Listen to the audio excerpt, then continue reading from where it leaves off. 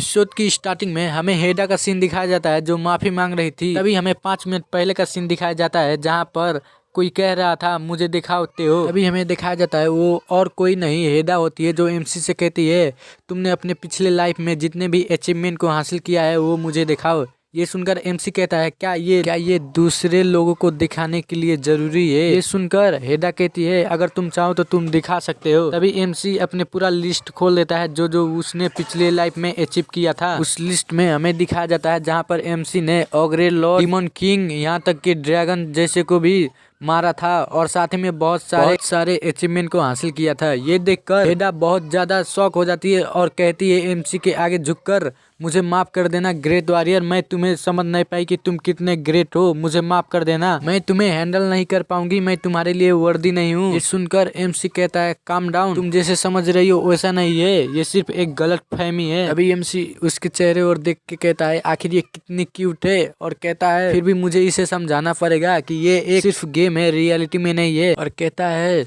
मैंने जितने भी अचीवमेंट को हासिल किया है ये सभी गेम में हासिल किया है ना कि रियल लाइफ में, इसलिए इसे तुम सिर्फ गेम में इमेजिनरी वर्ल्ड में समझो। ये सुनकर हेडा कहती है तो ऐसी बात है और कहती है एनीवे आखिर तुमने जैसे भी इस अचीवमेंट को हासिल किया है पर हासिल तो किया है, इसीलिए मैं तुम्हें ग्रेट मानती हूँ। तभी एमसी मन में कहता है इस स्पोर्ट रियल नहीं है, ये सिर्फ एक इमेजिनरी वर्ल्ड है। और कहता है साउथ कोरिया में एक मैंडेटरी है मिलिट्री में जहाँ पर 18 से 35 तक लोगों को ये सब मिलती है सुविधा, और कोई सोच भी नहीं सकता है कि आफ्टर लाइफ के बाद मैं इतना कंफर्ट में हूँ। तभी हेडा कहती है ये सभी साइड में रखो और हम लोग जैसे बात कर रहे थे सेगा एकदम लिमिटलेस है, तुम्हारे करंट लेवल के हिसाब से तुम कुछ देर के लिए एक एडिशनल सेगा स्लॉट बना सकते हो, ये अपना बेस्ट देना। तभी एमसी अपना सिस्टम पैनल खोलता है और कहता है मुझे सिर्फ एक ही चाहिए। अभी उस सिस्टम पैनल में दिखाया जाता है एमसी के पास 3 स्किल थी जिसमें से एक इमोर्टल वॉरियर, दूसरा टेम्पेस्ट डैश और तीसरा वेपन समनिंग। और कहता है मेरे लिए एक फाइटिंग स्किल अच्छा होगा।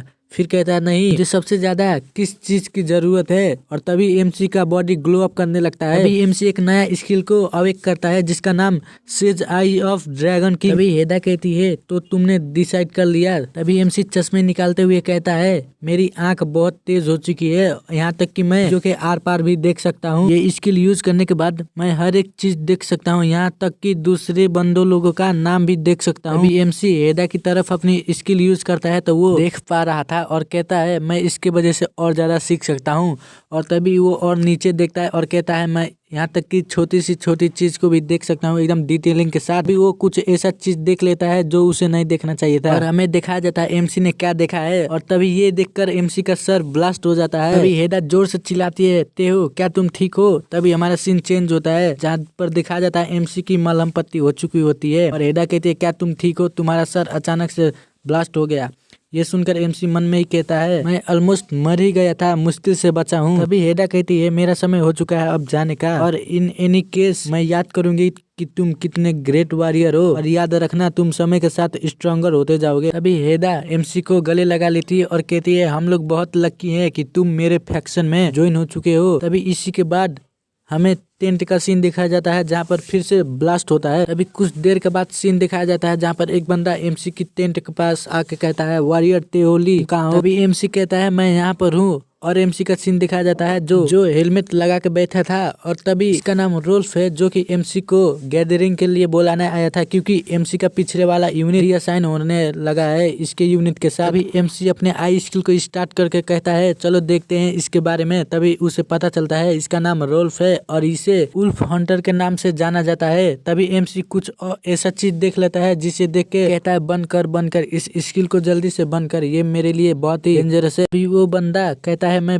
तुमसे बहुत ही जेलस हूँ क्योंकि तुमसे एक वेलकरी मिलने आई थे और मुझे लगता है तुम बहुत ही अमेजिंग हो और एक दिन देखना जब मुझसे एक वेलकरी मिलने आएगी तो मैं सभी को यह बात बताऊंगा। अभी एमसी कहता है ये तो ऐसे बातें कर रहा है जैसे कोई फैन अपने आइडल से मिल गया और कहता है इंडियन आर्मी इतना भी बुरा नहीं है। अभी एमसी रोल्फ से पूछता है आखिर तुम्हें किस चीज की ब्लेसिंग मिली है। ये सुनकर रोल्फ कहता है मुझे स्टेल्थ और ट्रैकिंग का ब्लेसिंग मिला है और कहता है तुम्हें सिर्फ एक ही मिलेगा पर किस्मत से तुम्हें दोनों भी मिल सकता है, मैंने स्टेल्थ को चूज किया है तभी वो अपना स्किल का यूज करने लगता है। ये देखकर एमसी कहता है तुम तो एकदम इनविजिबल हो चुके हो। तभी रोल्फ कहता है अगर तुमने ट्रैकिंग स्किल को लिया तो तुम किसी को भी ट्रैक कर सकते हो और साथ ही में अपने आप को भी जान सकते हो। तभी रोल्फ कहता है हम लोग यहाँ पर आ गए हैं और कहता है कैप्टन आपने जिस बंदे को कहा था मैंने उसे इधर लाया है। तभी एमसी कुछ देख के चौंक जाता है और हमें दिखाया जाता है वो कैप्टन एक लड़की होती है। ये देखकर एमसी कहता है मैंने फर्स्ट टाइम किसी लड़की को देखा जो कि एक वैल्किरी नहीं है।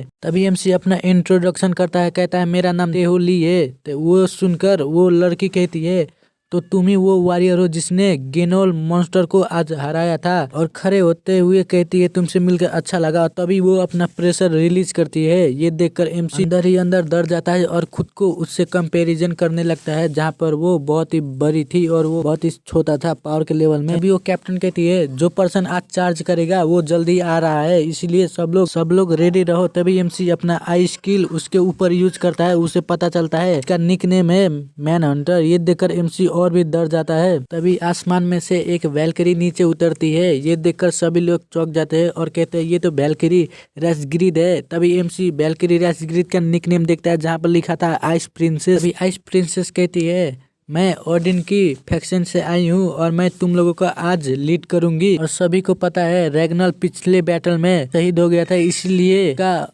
यूनियन को रीअसाइन करे जाएगा। अभी आइस प्रिंसेस कहती है मैं आगे रह के तुम लोगों पर नजर रखूंगी।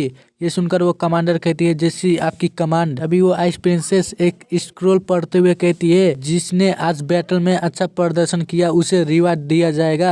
और कहती है स्पेशली तेहुली जिसने सिंगल हैंडली सिर्फ गेनोल बॉस को खत्म कर दिया जो कि एनिमी को टीम को लीड कर रहा था, और उसे रिवार्ड के तौर पर 2 सैक गोल्ड और कुछ रूइन मिलेंगे और साथ ही में 10 पॉइंट मिलेंगे। अभी एमसी मन में ही कहता है अपने स्माइल पे कंट्रोल करो और मैं साथ ही में फेमस हो रहा हूँ, इसलिए अब सभी लोग मुझे चिन्हेंगे। अभी कोई कहता है रुको ये तो वही बंदा नहीं है जिसे एक वैल्किरी मिलने आई थी। ये सुनकर सभी लोग कहने लगते हैं ये तो बहुत ही औसम है। कुछ लोग कहने लगते हैं ये तो बहुत ही ज्यादा जेलस करने वाली बात है।